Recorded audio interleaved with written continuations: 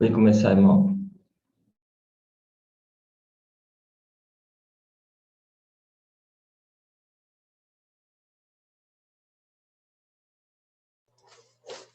O som é bom.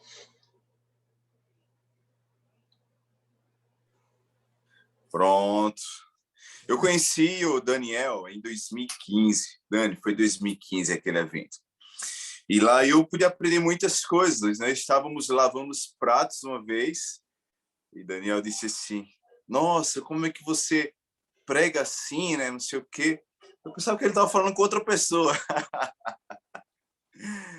Mas bem, meus irmãos, muito obrigado, Daniel, por suas colocações e pelo convite, tá bom? É bom conhecer cada um de vocês. Espero que a gente tenha mais tempo juntos. Irmãos, eu tenho 2 filhos. Um filho meu, Murilo, ele tem 2 anos e 3, 4 meses. E eu tenho um outro filho que vai fazer amanhã 30 dias de nascido. E tudo que eu tenho, tudo, absolutamente tudo que eu tenho é deles. Olha, eu tenho um guarda-roupa, esse guarda-roupa é deles. Eu tenho roupas, se essas roupas se sustentarem até eles ficarem mais velhos, é deles. Eu tenho um carro, esse carro é deles. Eu tenho uma televisão, tudo o que eu tenho é dos meus filhos.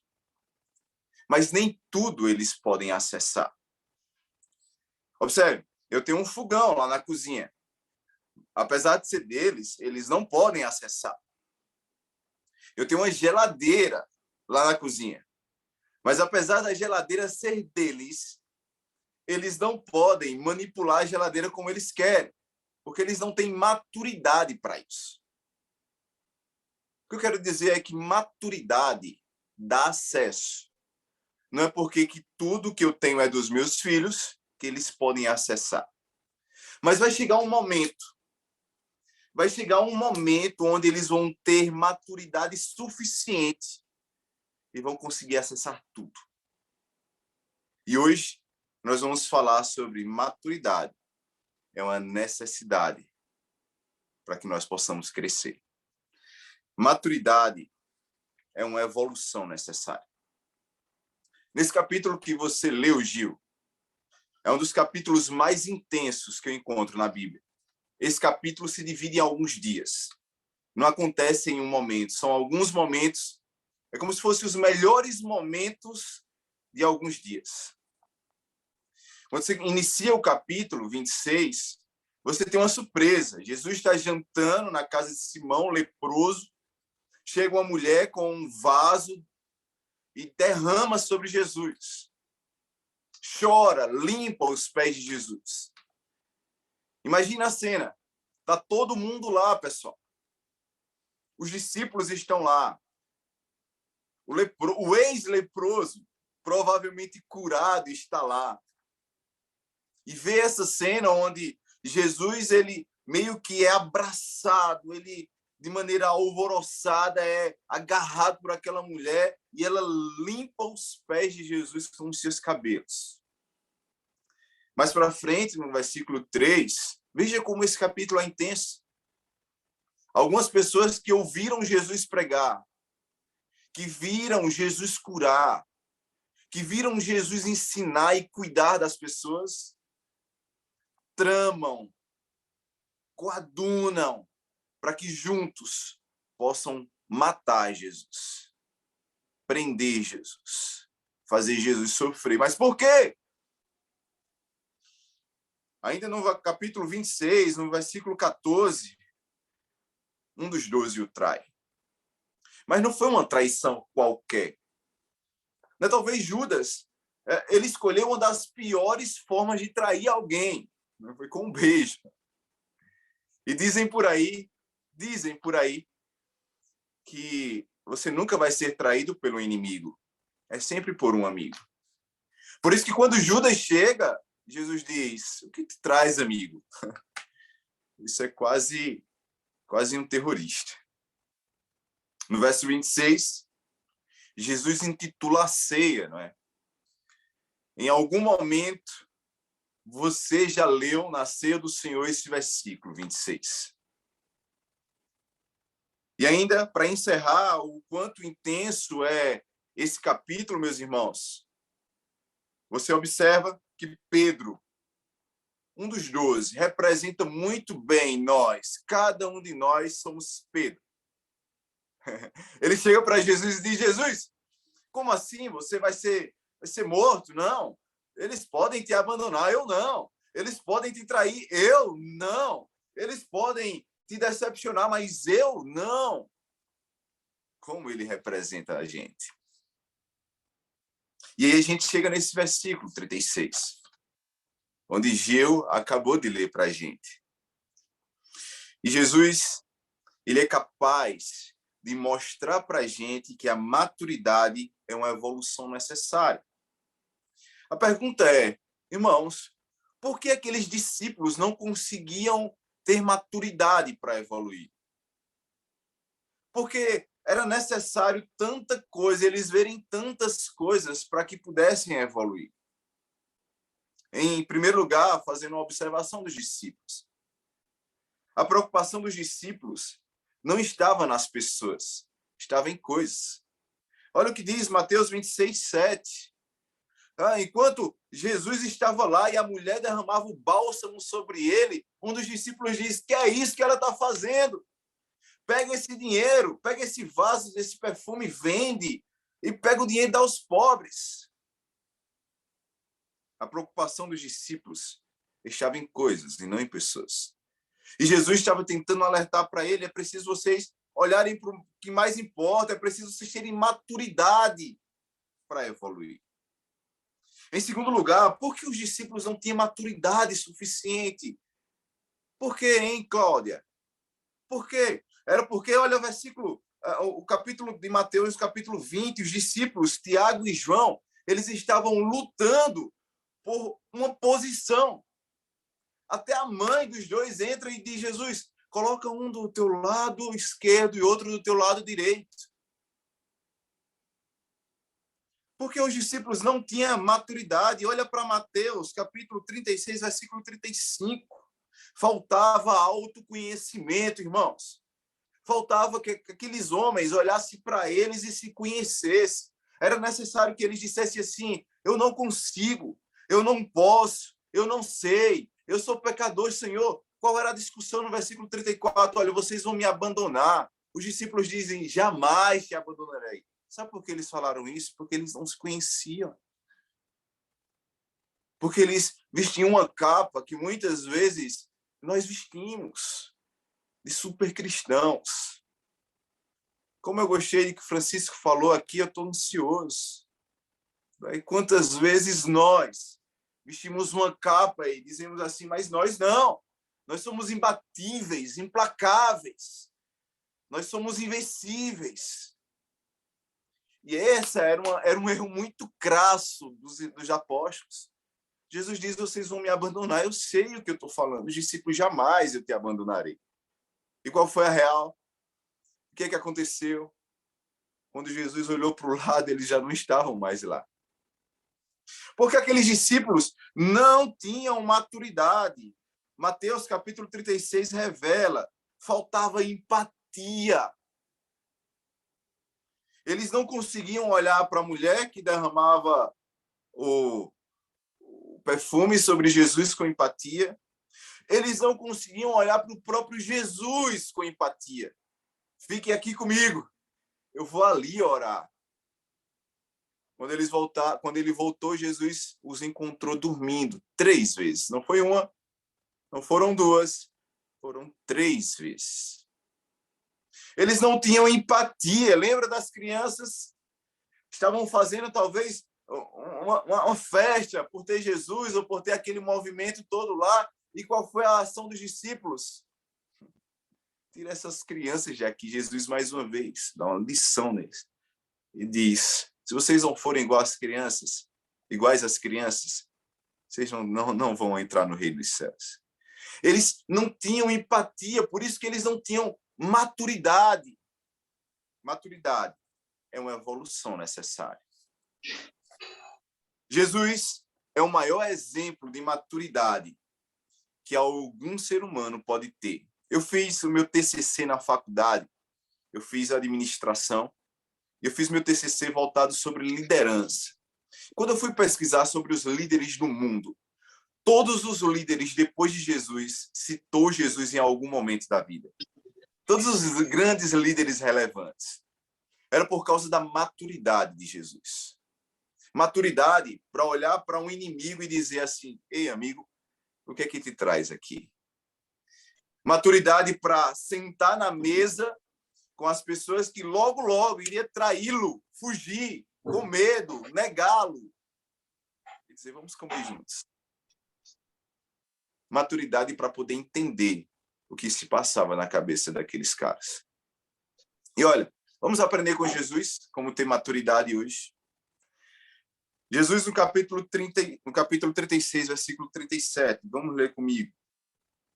Abra sua Bíblia aí, se tiver aberto, já deixe. Levando consigo Pedro e os 2 filhos de Zebedeu, começou a entristecer-se e a angustiar-se. E disse-lhes, então, a minha alma está profundamente triste, numa tristeza mortal. Fiquem aqui e vigiem comigo. Por que Jesus era maduro? Porque ele se conhecia, porque ele sabia suas limitações. Apesar de ser Deus ilimitado, ele era homem ilimitado. Ele tinha medo. E sabe por que muitas vezes nós, os seus discípulos, somos tão imaturos? Porque não sabemos lidar com os nossos sentimentos. Porque não sabemos lidar com as nossas emoções. Porque não sabemos lidar com os nossos medos. Sabe por que muitas vezes nós somos imaturos? Porque não sabemos lidar com os nossos erros e afundamos. Jesus era capaz de dizer, eu estou triste, tenho sede, estou cansado. Mas muitos de nós, para parecermos talvez imbatíveis, não nos dobramos nem para nós mesmos. Perdemos até para os nossos sentimentos. Olhe para Jesus. E no versículo 37, ele se entrega com muita franqueza. Ele pega consigo pessoas para apoiá-lo, pessoas para ajudá-lo, pessoas para acompanhar com ele no momento dificílimo que ele estava passando. E ele abre o jogo no versículo 38.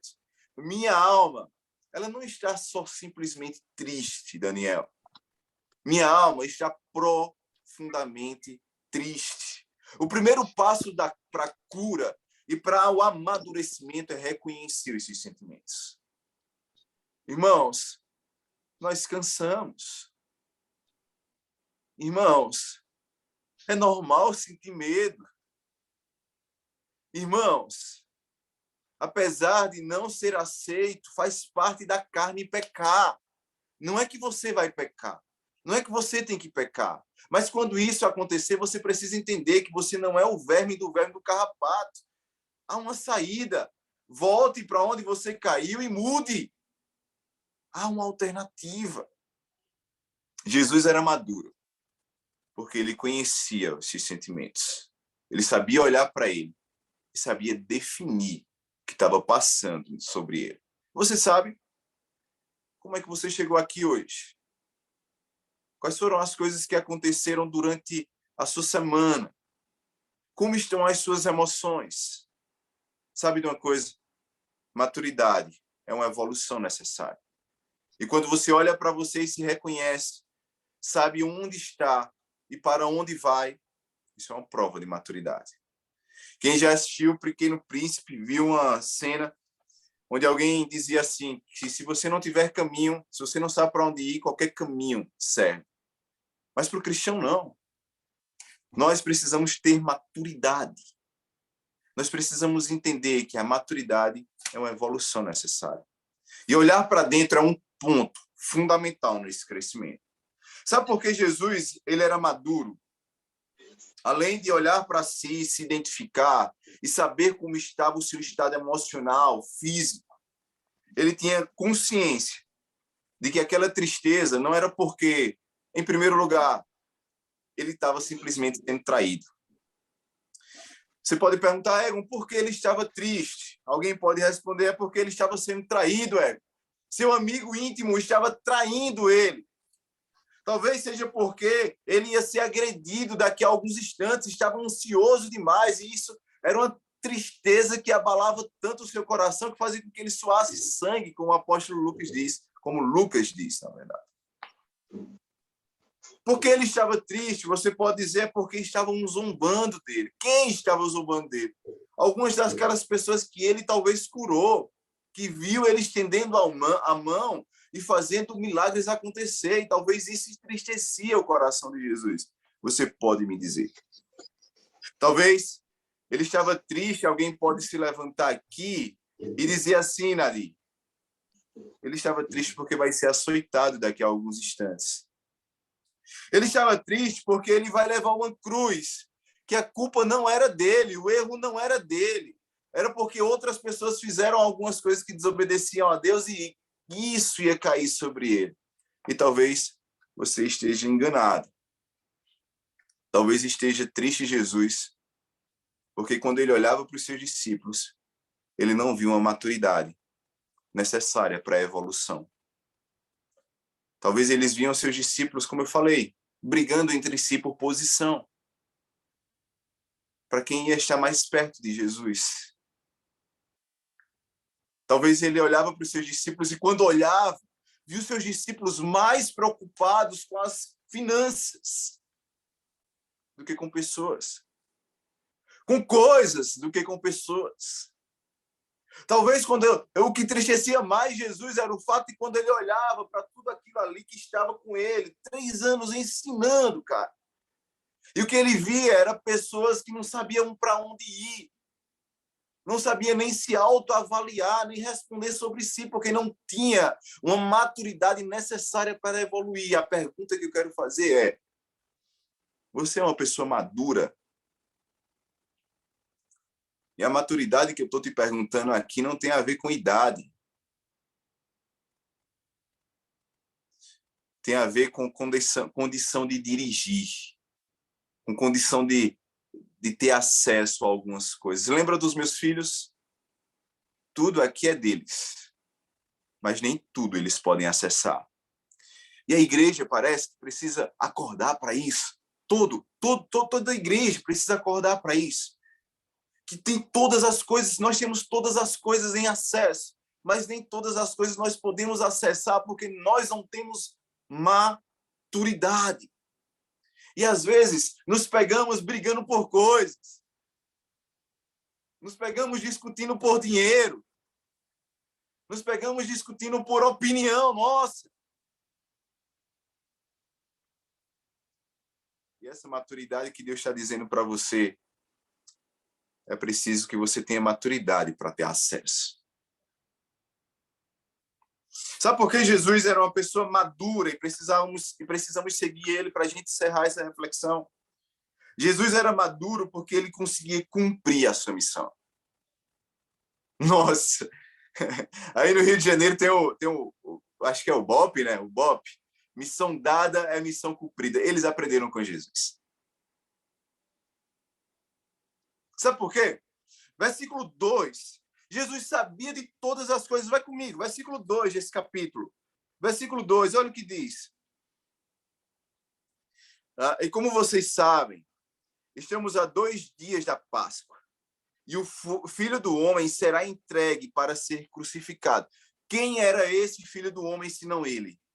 Ele sabia das coisas que ia acontecer com ele, porque ele não desistiu, porque ele não fugiu, porque ele não pegou um atalho, porque ele tinha uma missão para cumprir. Missão dada para Jesus era missão cumprida. O BOP que me desculpe, mas eles aprenderam com Jesus.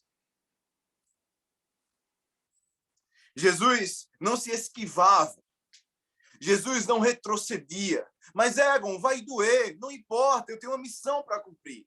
Mas, Egon, as pessoas vão trair você. Você treinou as pessoas, você amou as pessoas e elas vão virar as costas para vocês. Não importa, eu vou cumprir minha missão. Mas vai doer, não importa, eu vou fazer. Mas vai incomodar, você vai perder recursos, não importa, eu vou fazer o que eu vim fazer. Muitos de nós.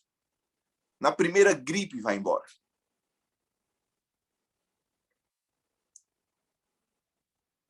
Muitos de nós, no primeiro projeto que você escreve no papel e ninguém aceita, diz, então eu não vou fazer mais parte dessa igreja, não, porque você não tem maturidade quando você faz isso.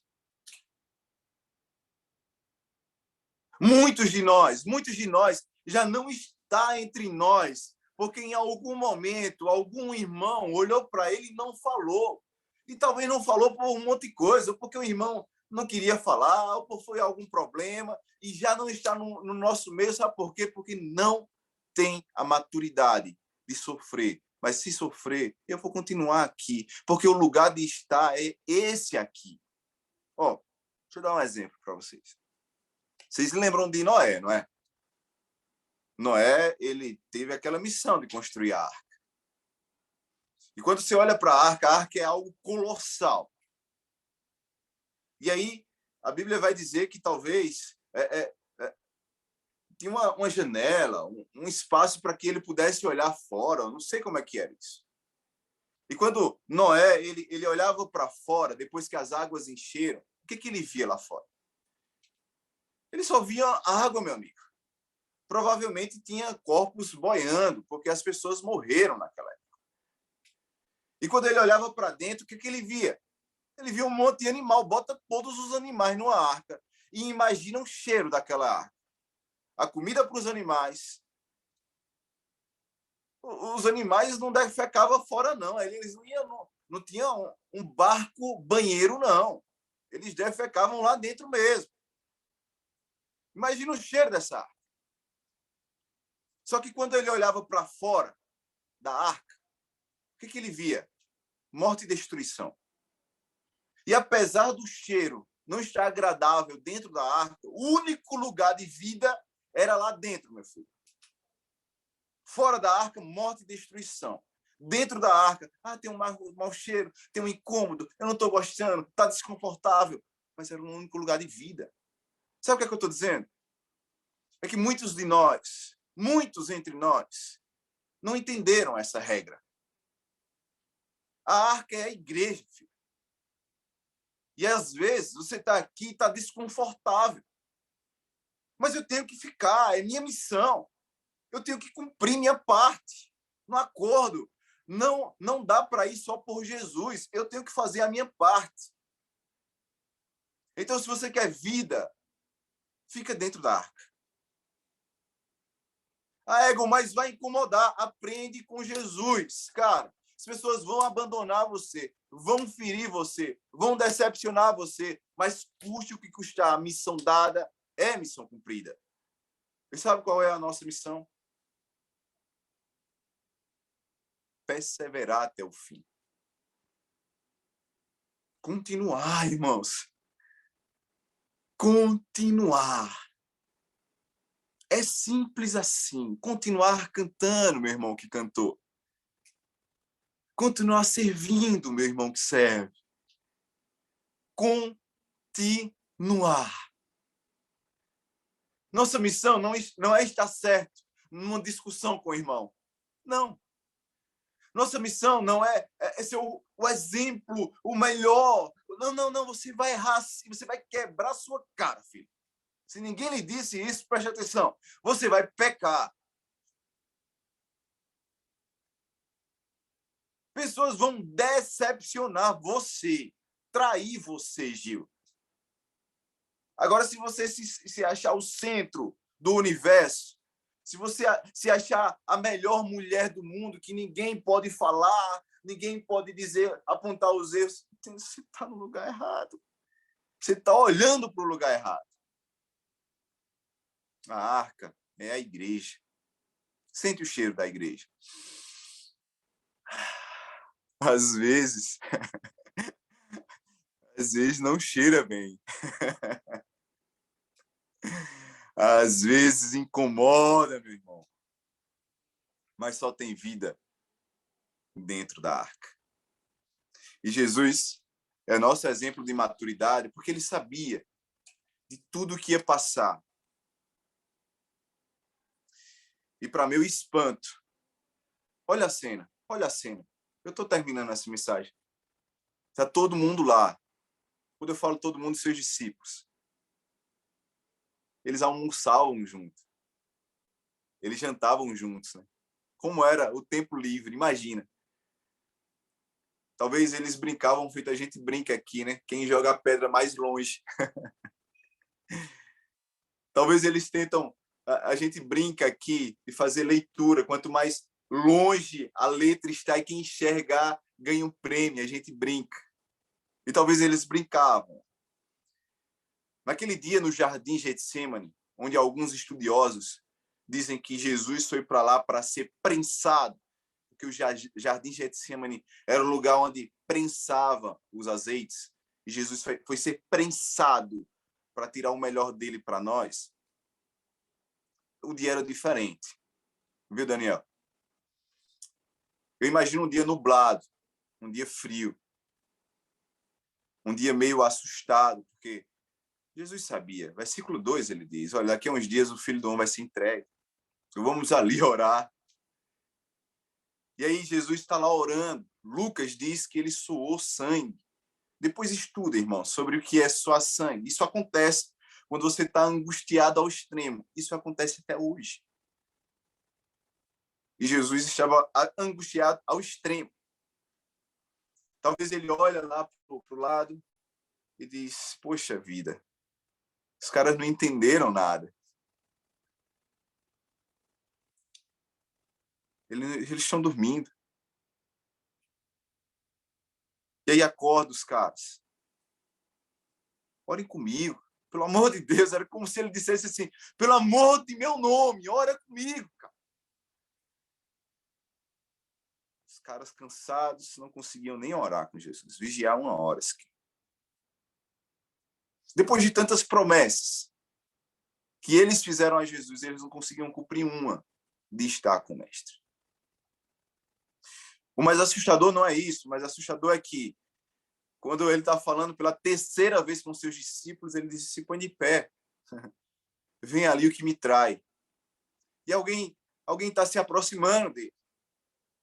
Não é o seu vizinho, não. Não é aquele cara que ele brigou na escola quando era adolescente, não. Foi um dos 12. Foi alguém, viu, Gil, que ele escolheu a dedo. Isto é, foi Jesus que escolheu o Judas. O Judas vai se aproximando dele. Ao invés de Jesus procurar uma saída para correr, ir embora, fugir. Ao invés de Jesus ter uma reação reativa, pegar um pedaço de pau e dizer, venha para cá. Venha que o Senhor está preparado. Venha, eu vou revidar para você. Pelo amor de Deus. O cara beija Jesus. Você está entendendo? Você consegue compreender o que passava na cabeça de teu mestre? Ele beija Jesus. E qual foi a reação? Cara, qual foi a reação de Jesus? Amigo. Amigo. Jesus não era mentiroso. Judas era amigo dele. Talvez Jesus não era amigo de Judas. Na ótica de Judas. Mas Judas, sim, era amigo de Jesus. Jesus não expelia nem o seu traidor, cara. Jesus não abandonava nem Judas Iscariotes. Sabe por quê? Porque Jesus veio para uma missão. Na missão lá tem assim, ó, missão para Jesus. Aí não tinha muitas coisas. Tinha assim, ó, uma frase dizendo, morrer por 2 pontos. Daniel Dias, Gil, Ricardo, Romero, João, Esté, Cláudia, Nelly, Raul, Egon, eu acho que é Heitor.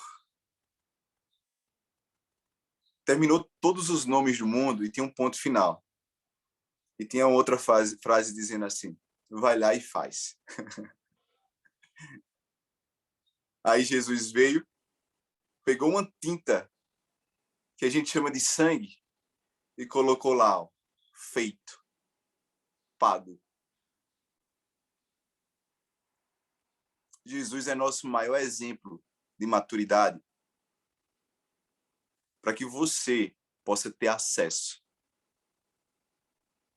Sabe, dos meus filhos, e a gente encerra a mensagem aqui. Eu tenho um guarda-roupa aqui. Esse guarda-roupa é dos meus filhos. Se você for lá na sala, eu tenho uma TV. Essa TV é dos meus filhos. Se você for na cozinha da minha casa, nós temos uma geladeira e nós temos um fogão lá. Esse fogão é dos meus filhos. Mas meus filhos não têm maturidade para acessar essas coisas. E como nós, em relação à nossa maturidade, estamos? Você tem acesso às coisas que Deus tem preparado para você? Eu encerro dizendo que a Igreja de Cristo no Brasil está crescendo, graças a Deus por isso. Mas falta muito para crescer.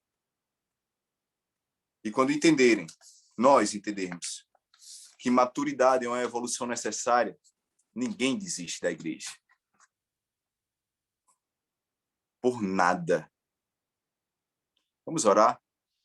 Senhor Jesus, muito obrigado pelo teu exemplo de maturidade, que nos ensina tanto, que nos motiva tanto. Senhor, às vezes, nós agimos como crianças que não têm maturidade. E por causa disso, o Senhor não nos dá o acesso que nós precisamos para evoluir, seja em qualquer área. Então, Deus, por favor, nos ajuda a ter essa maturidade. Nos ajuda a entender que maturidade é uma evolução necessária para que possamos crescer, para que possamos olhar para os nossos irmãos como o Senhor olhou para nós. Que apesar da igreja, às vezes, ter um cheiro não agradável por causa das minhas atitudes, o único lugar que tem vida é aqui dentro. É dentro da igreja, te buscando, te servindo. E o pretexto para isso, eu não preciso mais. Eu só preciso entender que o Senhor foi para a cruz, morreu por mim, para que eu tivesse acesso à vida eterna. E que isso basta.